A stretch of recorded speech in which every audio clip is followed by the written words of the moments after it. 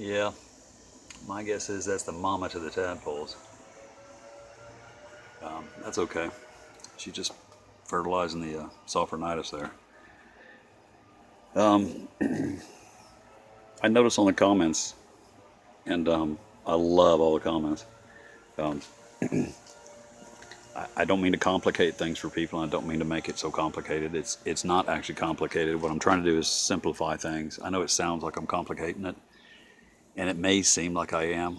And yeah, I've said go get a pH pen and a ppm meter. I know. But you know, I keep looking back at my wife is an incredible cook. She's an incredible baker, and she didn't blink twice when she wanted to spend $250 for a mixer. Didn't blink twice, and I'll be honest, that was the best $250 I ever spent, or we ever spent. I have been the benefit of that investment, trust me. And this is kind of the same thing. And you can ask any good baker, and you've got to have the right tools, and there's some secrets to it. You know, any good baker's not going to mix by volume; they're going to mix by weight. All right, I don't want to get into a baking show, although I can do that too. But the point I'm trying to make is don't let the pH pens and the meters and stuff scare you off or overcomplicate things for you. Basically, all I want you to do is just check your water before you use it. If you check your water before you use it, then you know whether or not that water is going to be usable for your orchids, and it's going to be usable for the nutritional mix or fertilizer mix that you're using. That's all you have to do for this, and that's it. The only thing I'm trying to get my point across. Now, as far as feeding and pH ranges and stuff like that, those are important things to pay attention to. I mean, really pay attention to if you want to take your orchids to the next level.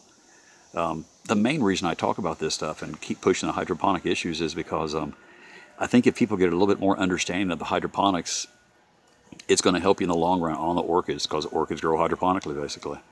All right, how their pH ranges and how they nutritionally absorb. It's in the hydroponic family class.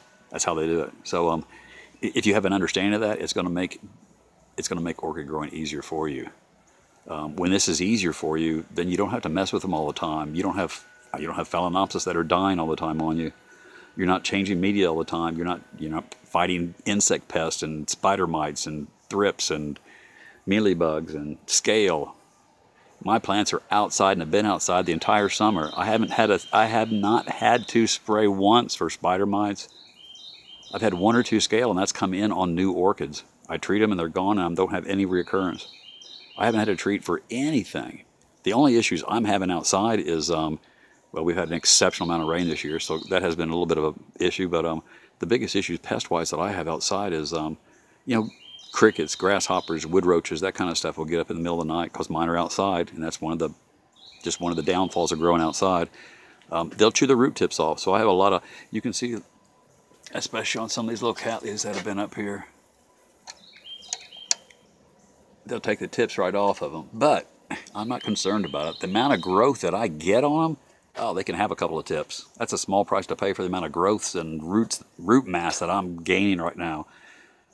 Plus, I've started using a systemic, and I've noticed that it's slowly starting to get less and less and less. So I think, once again, and that's more of a pest show than anything, but I just wanted to touch base on this. Don't let me complicate things for you. Keep it super simple.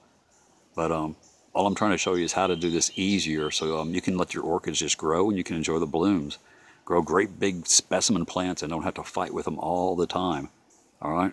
If you're having to change medias and fighting with it all the time and always having root issues and loss of blooms and dying pieces, and your orchids don't get any age to them or mature. And trust me, I didn't realize how fast these grow, but these things grow very, very rapidly when they're fed nutritionally right, all right, and given the right conditions. So I'm surprised. So if you're having issues like that, look at your routine. You might want to change some things. All right. Anyway, don't let me complicate it for you. Ask questions, please. Let me know what I can do to help.